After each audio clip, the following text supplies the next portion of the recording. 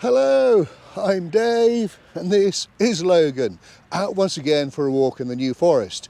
Thanks for joining us. Now today we're at Lyndhurst, the capital of the New Forest. It's situated about 9 miles southwest of Southampton, and we're going to be walking a roughly 6.5 mile circular-ish route to the east along the side of White Moor to Matley Wood, past Matley Ridge to the Holm Hill Passage and back to Lyndhurst. And hopefully we'll get to see some very interesting things along the way. Now I'm filming in the middle of November. It's quite a chilly day. The sun is up there somewhere with a lot of blue sky. Hopefully it should be perfect conditions for walking. Do come along with us. Now I've parked my car at the BOLTON'S Bench Forestry Commission car park, which is just to the south eastern side of Lyndhurst. Speaking of BOLTON'S Bench, it's just behind me here. It's one of those iconic places for photographs in the New Forest. Very popular with tourists in the summer. It can get very busy up here. It's actually a natural knoll, and there's a bench at the top around some yew trees, and it commemorated the Duke of Bolton, who was Lord Warden of the New Forest in the 18th century. I think it was the third Duke of Bolton, Charles Powlett, although the first Duke of Bolton was also Lord Warden of the New Forest in the 17th century. Now, a few years ago, we did do a video walk that started here at BOLTON'S Bench, and I recounted the story of the Biston Dragon. So if you want to know a bit more about him, then do check out the video. Well, just to show you where we are, there's BOLTON'S Bench, high up on the knoll on the left, and there's the outskirts of Lyndhurst. You can just see the spire of St Michael's and All Angels Church. And then there's the car park down at the bottom there.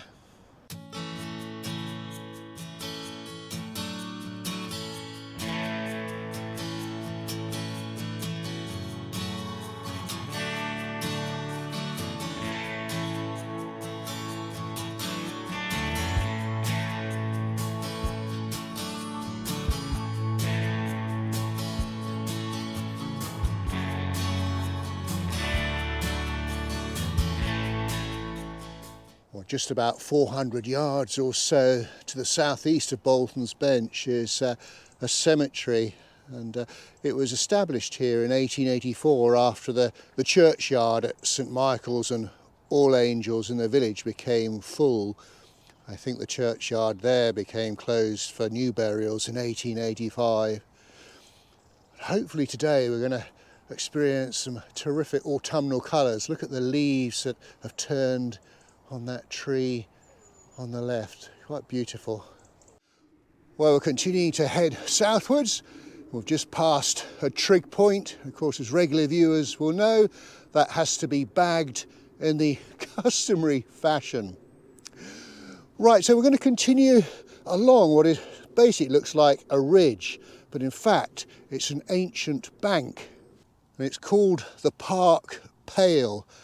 It is certainly well marked on current Ordnance Survey maps as well as some of the old maps, and basically there was a medieval deer park here that dates to at least the 13th century, and in places the bank was 4 metres wide and 1.2 metres tall and would have had a wooden fence on top. But by 1428 it was reported as being poorly maintained, but it was still in use until the 17th century.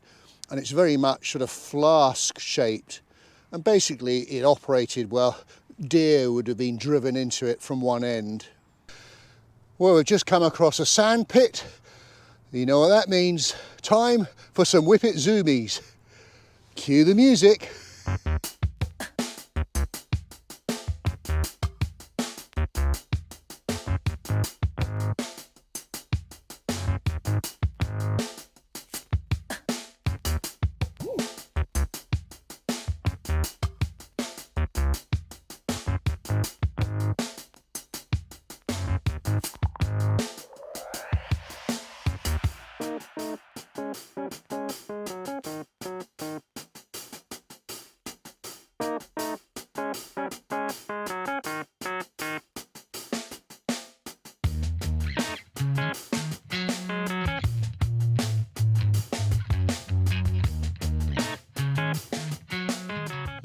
Well, I've just temporarily come off the park pale. We'll see a lot more of that later on the return journey. So I'm on the eastern side looking across White Moor, beautiful area of heathland. And it's incredible to think that well, the area was used in the First World War for training, and troops camped here and also on the other side of the road round about Lyndhurst golf course before moving on to the front in Europe. There's quite a few remains of old trenches out there, but there's something I want to explore, but I'll tell you a little bit more as we get nearer to it. So we're going to start heading eastwards.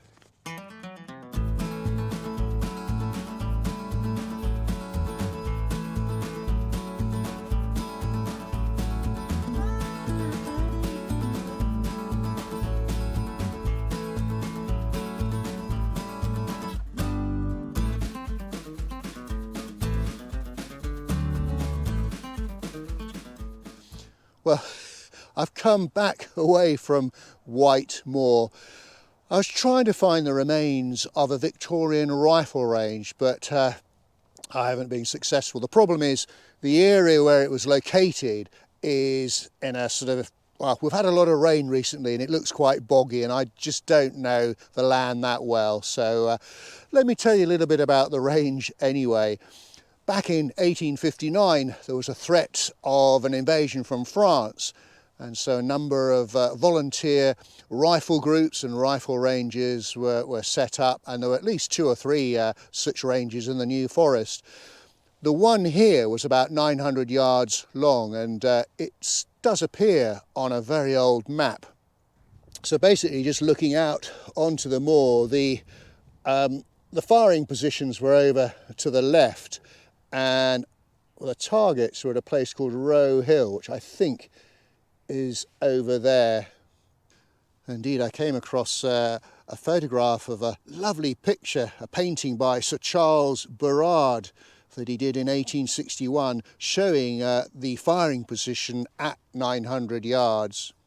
So what we'll do now, head back to the park pale, continue heading sort of southwards towards Matley Wood.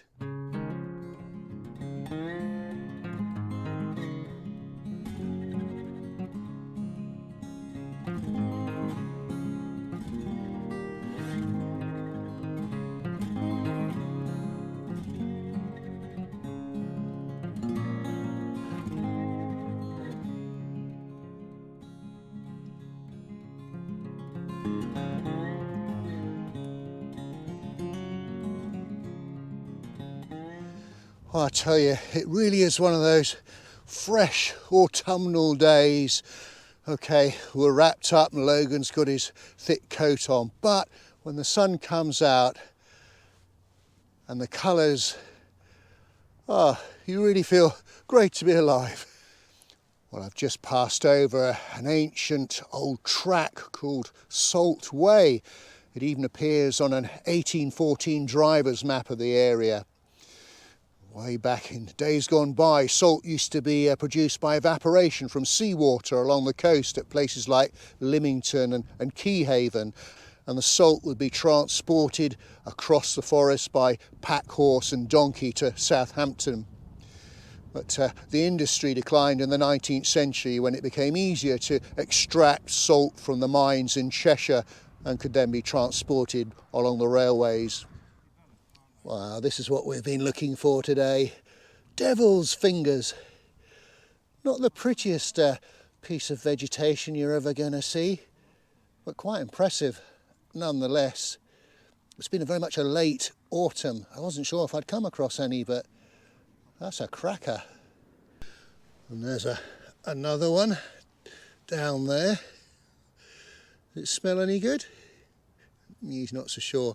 Now these things here, these are the sort of eggs, I suppose. So those are just about to sprout out and become fingers, as it were.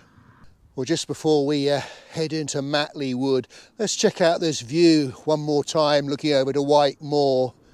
And it is lovely just to watch the seasons go by. Of course, the bracken now golden brown, the heather no longer has its purple flower, and everything's about to go into winter mode.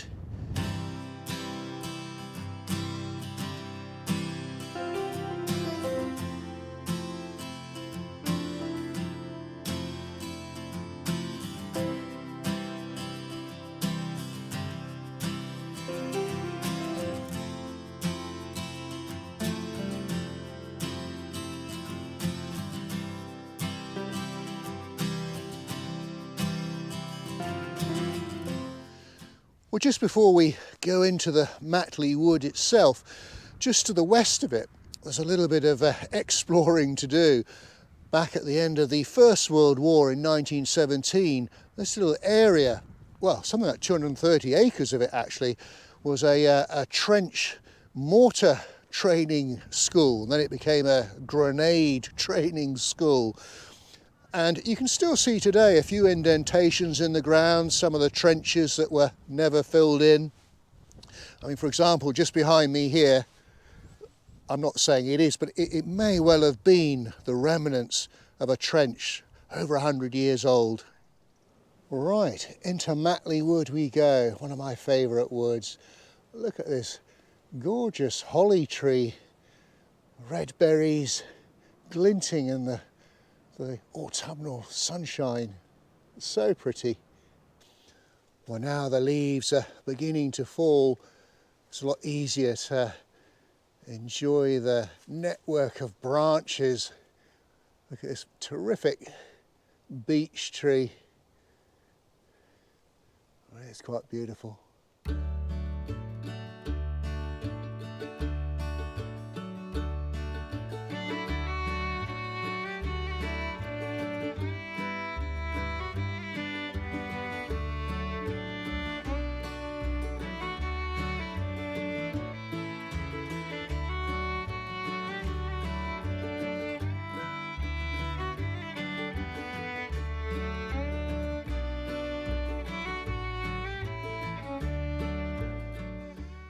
Well, a New Forest walk wouldn't be a New Forest walk without seeing some New Forest ponies.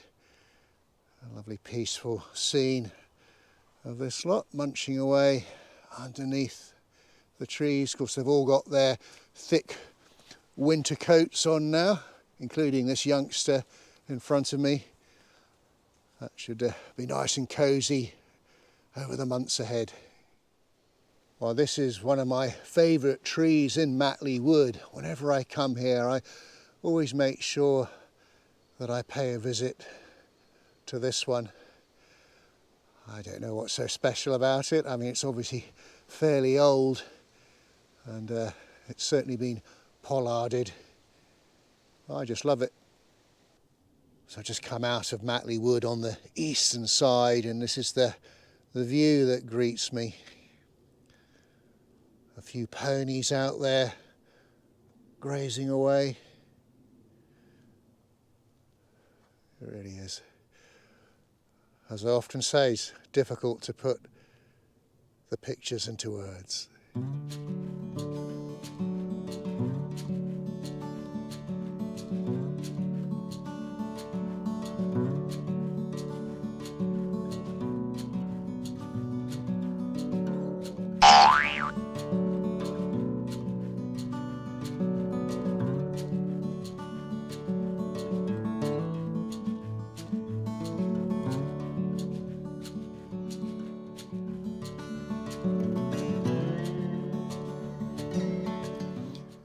Well, I've come out of Matley Wood, across the road to Lyndhurst. I'm now on a place called Matley Ridge, and it's got a little bit of history that dates back to the First World War, when where I'm standing now is the location of a war dog training school. Back in 1918, some 200 dogs trained here, and they were trained to carry messages under battle conditions. I've seen pictures of poor dogs being sent over the top. But it wasn't here for long. It was closed down in 1919. Well, I was reading part of the training involved taking dogs to different parts of the forest and releasing them with messages to come back here to Matley Ridge. Well, there was complete chaos, and within months compensation claims were being made by commoners for injured livestock, particularly pigs that had been chased by the dogs. Well, eventually the verderers lost their patience, and as I say, it was closed down in May 1919, although compensation claims were still being settled as late as 1920. Well, I haven't been up here on Matley Ridge for about 3 or 4 years, and goodness me, it's changed. I had in my mind a big wooded area quite close to the road, but as you can see behind me, at some stage it's been cleared completely and looks like it's going to be put back into heathland. Really has changed. And in the very far distance you can probably just make out the towers of the Forley oil refinery. Just a little bit further along Matley Ridge, looking to the south, again more vast areas of where trees have been cut down. I'm presuming they were conifers, I don't know. Looks like a graveyard now. I know it's sad, but I guess it is a working forest. Now this is where we meet up with the park pale again. You can see there's the one of the banks and the ditch along the side in front of it. And then so Matley Wood is on the other side of Matley Ridge there, and again a bit more of the park pale here. And this is quite sad as well. This what remains of a tree here used to be a fantastic beech tree, and one of my friends, Peter Frost, who's a painter or artist should I say, and he painted a picture of this tree when it was still alive. It was a lovely specimen, but yeah, they only last so long, don't they? Well, I was going to continue down into the Holme Hill Passage, but I spent so much time enjoying myself in Matley Wood. Time is getting on, so I think what I'll do now is start heading back northwards towards Lyndhurst and see if I can find somewhere for some light refreshment.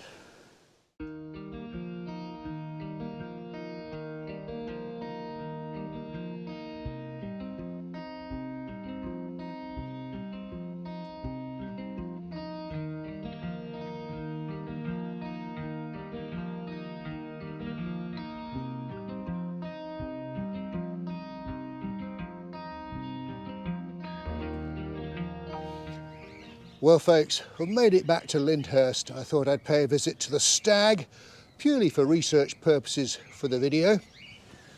So for a pint of IPA, cheers. And we've got some cheesy chips.